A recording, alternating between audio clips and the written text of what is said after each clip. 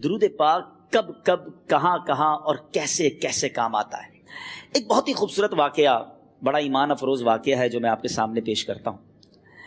ایک دوست نے اپنے ایک دوسرے دوست کو قرض دیا، اور جب اس نے قرض دیا تو وہ قرض ایک بڑی اماؤنٹ تھی، 3000 دینار. وہ ٹائم آ گیا جب اس ٹائم وہ قرض لینے کے لیے اپنے دوست کے پاس گیا کہ بھائی مجھے میرے پیسے واپس دو. تو اس نے کہا کہ پیسے تو نہیں ہے میرے پاس، میں کولیپس ہو گیا ہوں، بزنس اب میرا ختم ہو گیا ہے، میں تمہاری رقم نہیں دے سکتا. اس نے ایک اور ٹائم دے دیا اسے کہ ٹھیک ہے اب اتنے دنوں کے بعد میں دے دوں گا. وہ ٹائم بھی گزر گیا، اور جب وہ ٹائم بھی گزر گیا تو اس کے بعد اس دوست نے کہا کہ اب تو پیسے دے دو بھائی، میرا ٹائم پورا ہو گیا ہے. پھر نہ دے سکا ٹائم. آخر کار معاملہ جو ہے وہ کورٹ میں چلا گیا، قاضی کے پاس چلا گیا. اب قاضی نے جس کو پیسے دینے تھے اس کو بلایا اور کہا کہ بھائی آپ کو اس کے پیسے دینے ہیں؟ کہتے ہیں ہاں پیسے تو دینے ہیں. تو کہا پھر دیتے کیوں نہیں ہو؟ کہا پیسے ہیں ہی نہیں، کاروبار ہی ختم ہو گیا ہے، قرضہ تو لیا تھا، اب میرے پاس بچا ہی کچھ نہیں ہے. تو کہا اچھا اب یہ بتاؤ کہ کب دو گے، کیسے دو گے؟ اس نے کہا بس میرے پاس پیسے ہی نہیں ہیں. تو کہا اب تمہارے پاس 30 دن کا ٹائم ہے، 30 ڈیز میں یا تو اس کے پیسے لوٹا دو یا 30 دن کے بعد تمہیں قید کر دیا جائے گا. یہ شخص اب گھر آیا، پیسے تو تھے نہیں، مگر شاید علماء نے لکھا کتابوں میں، یہ واقعہ کئی بڑی بڑی کتابوں میں لکھا اور درود پاک کے فضائل کی بڑی بڑی کتابوں میں لکھا. اور اس شخص نے سوچا کہ اس نے ایک حدیث پاک پڑھی بھی تھی کہ جس میں نبی پاک علیہ الصلوۃ والسلام نے فرمایا ہے، جس کا مضمون ہے کہ جو شخص پریشان ہو، مصیبت زدہ ہو، اسے چاہیے کہ مجھ پر کثرت سے درود پاک پڑھے، کیونکہ درود پڑھنا مصیبتوں اور پریشانیوں کو لے جاتا ہے. اب اس عاشق رسول نے سوچا اور تو کچھ ہے نہیں، اب میں درود پاک پڑھنا شروع کرتا ہوں. صبح سے لے کر شام تک وہ درود پاک پڑھنے لگ گیا. 27 دن گزر گئے. only 3 days left. 3 دن باقی تھے قاضی کے پاس جانے میں. 27 دن گزر گئے درود پڑھتے پڑھتے. جب 28ویں رات آئی تو آنکھیں تو بند ہوئیں، مگر خواب میں اسے ایک آواز آئی، گھبراؤ نہیں، تمہارا قرضہ ادا کر دیا جائے گا، تمہارا مسئلہ سالو ہو جائے گا.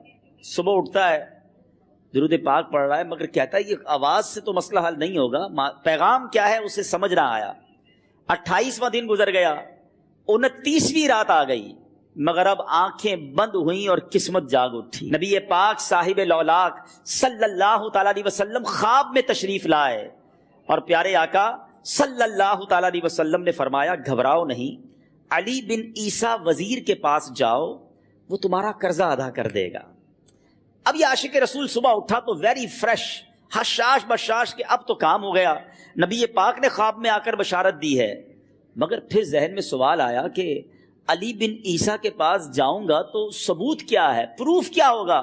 میں جا کر اس کو کہوں گا کہ میرا قرضہ دے دو تو ایسے تو قرضہ نہیں دے دینا. اور میں نے اس کو کہا کہ مجھے نبی پاک نے خواب میں کہا ہے، اور اس نے اگر مجھ سے کوئی نشانی مانگی تو میں نشانی کیا دوں گا؟ آخری دن تھا، 29واں دن تھا، وہ بھی درود پڑھتے پڑھتے گزر گیا. 30th نائٹ آ گئی، صبح وہ دن ہے جب عدالت میں جانا ہے. اب اس رات پھر نبی پاک علیہ الصلوۃ والسلام خواب میں تشریف لائے اور آقا علیہ الصلوۃ والسلام نے فرمایا کہ علی بن عیسیٰ وزیر کے پاس جاؤ، وہ تمہارا قرض ادا کر دے گا.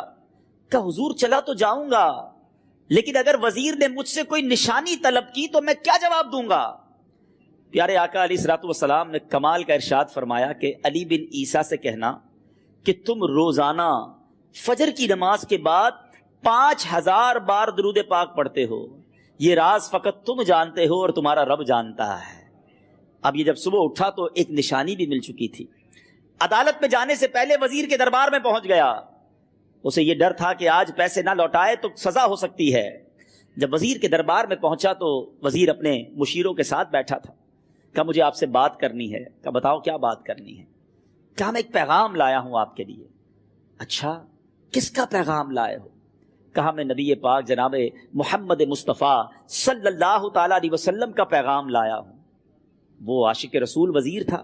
کہتا بتاؤ میرے آقا نے کیا پیغام دیا ہے؟ کہا حضور میں 3000 دینار کا مقروض ہوں، آج آخری دن ہے اور میرے آقا نے مجھے بشارت دی ہے کہ آپ سے کہوں کہ آپ میرا قرض ادا کر دیجئے. علی بن عیسیٰ کہتا ہے کوئی ثبوت ہے آپ کے پاس؟ کوئی دلیل بھی ہے آپ کے پاس؟ میں کیسے مان لوں کہ آپ کو نبی پاک علیہ الصلوۃ والسلام نے بھیجا ہے؟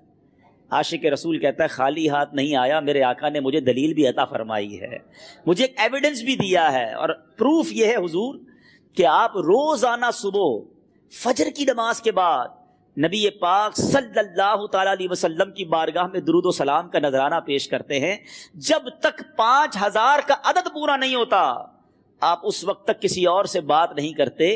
اور اے وزیر صاحب، یہ رات صرف آپ کو پتا ہے اور آپ کا رب جانتا ہے. اللہ اکبر. وہ وزیر تو جس کو کہے نا جھوم اٹھا، ایسا عاشق رسول وزیر تھا جو روزانہ صبح 5000 درود پڑھتا ہو. اس کی تو عید ہو گئی نا. وہ کہتا ہے مرحبا یا رسول اللہ، میرے آقا نے میرے درود قبول کر لیے، اس سے بڑھ کر میرے لیے سعادت کیا ہوگی. اب یہ وزیر اپنے سیٹ سے اٹھتا ہے، اپنے کمرے میں جاتا ہے، تھوڑی دیر بعد واپس آ کر اس عاشق رسول کے ہاتھ میں 3000 دینار رکھ کر کہتا ہے حضور پہلے 3000 دینار تو نبی پاک کا حکم کی میں ادب سے بجا لاتا ہوں، میرے آقا نے جو حکم فرمایا یہ 3000 دینار آپ کو پیش کرتا ہوں. حضور ایک اور 3000 دینار لیجئے. میرے گھر آپ آئے، اتنی اچھی خبر سنائی، آپ نے قدم رنجا فرمایا، یہ 3000 اس کا نذرانہ ہے. اور ایسا کیجئے 3000 اور لیجئے، اس سے اپنے بچوں کے لیے کچھ چھوٹا موٹا کام شروع کیجئے اور ایک وعدہ کر کے جائیے، آج کے بعد زندگی میں آپ کو جب بھی کوئی کام پڑے میں آپ کا بھائی ہوں، مجھے یہ خدمت کا موقع دیجئے گا. اللہ اکبر. وہ مقروض جو ایک رات پہلے 3000 دینار کا مقروض تھا، ہو سکتا ہے اس کے بیک آف مائنڈ یہ بھی چل رہا ہو کہ اب شاید کل میں نے جیل میں جا کر، عدالت میں جا کر گرفتاری دے کر جیل میں جانا ہے، مگر اب 9000 دینار ہاتھ میں ہیں. عاشق رسول جھومتا ہوا نبی پاک کی یاد میں گھومتا ہوا اب عدالت میں پہنچا. عدالت میں everybody expecting over there کہ آج اس نے آنا ہے اور آ کر کہنا یہی ہے کہ پیسے تو نہیں ہیں، گرفتار کر لو. مگر جا کر اس عاشق رسول نے 3000 دینار جج صاحب کے ہاتھ میں رکھ دیے. قاضی کہتا ہے پہلے تو یہ بتاؤ پیسے آئے کدھر سے؟ تم تو کہتے تھے غریب ہوں، تم تو کہتے تھے کاروبار نہیں ہے، ایک مہینے میں اتنی بڑی رقم کا انتظام کیسے ہو گیا؟ سبحان اللہ. اس عاشق رسول نے گویا زبان حال سے یہ کہا ہوگا کہ یہ تو کرم ہے ان کا، ورنہ مجھ میں تو ایسی بات نہیں، اتنا دیا سرکار نے مجھ کو، اتنی میری اوقات نہیں. اس نے وہ پورا واقعہ بھری عدالت میں سنا دیا. اللہ اکبر. میرے پیارے اسلامی بھائیوں ذرا سوچو پہلے زمانے میں کیسے عاشقان رسول ہوا کرتے تھے. وہ جج، وہ قاضی بھی کیسا سرکار علیہ الصلوۃ والسلام کا عاشق تھا. اپنی سیٹ سے اٹھتا ہے، بھرے دربار میں، بھری عدالت میں، وہ اپنے چیمبر میں، اپنے کمرے میں جاتا ہے اور تھوڑی دیر بعد واپس آ کر اس کے ہاتھ میں بھی 3000 دینار ہیں. اور وہ 3000 دینار جو ہیں وہ اس عاشق رسول کے ہاتھ میں رکھتا ہے کہ سارا ثواب علی بن عیسیٰ کیسے لے جائے، میں بھی تو نبی پاک کا غلام ہوں، میں تمہارا قرضہ میں ادا کرتا ہوں. اچھا، اب ایک اور عجیب سینیریو یہ بن گیا کہ جس نے کیس کیا تھا، جس نے دعویٰ کیا تھا، وہ بھی یہ سارا منظر دیکھ رہا تھا. کہتا ہے جج صاحب ذرا رکیے، میں بھی اپنے آقا کا امتی ہوں، اور ایک کام کیجئے، قلم کاغذ منگوائیے، اس عاشق رسول کا قرضہ ہی میں معاف کر دیتا ہوں. اچھا، اب عاشق رسول نے وہ واپس 3000 دینار جو جج صاحب نے دیے تھے وہ واپس جج صاحب کو دیے کہ حضور یہ پیسے آپ ہی رکھ لیں، قرضہ ہی معاف ہو گیا، اب آپ کے پیسے کا میں نے کیا کرنا ہے؟ جج صاحب کہتے ہیں جو پیسے نبی پاک کے نام پر نکالے ہیں اب مجھے واپس نہیں چاہیے، یہ بھی تم اپنے ساتھ لے جاؤ. اللہ اکبر. میرے میٹھے اسلامی بھائیوں، وہ عاشق رسول ایک رات پہلے 3000 دینار کا مقروض ہے، اب 12000 دینار لے کر گھر کو واپس جا رہا ہے. اس ایک واقعے کے اندر جو ہم سب کے لیے درس ہے، جو ہم سب کے لیے پیغام ہے. شاعر لکھتے ہیں نا، دکھوں نے تم کو جو گھیرا ہو تو درود پڑھو، دکھوں نے تم کو جو گھیرا ہو تو درود پڑھو، جو حاضری کی تمنا ہو تو درود پڑھو.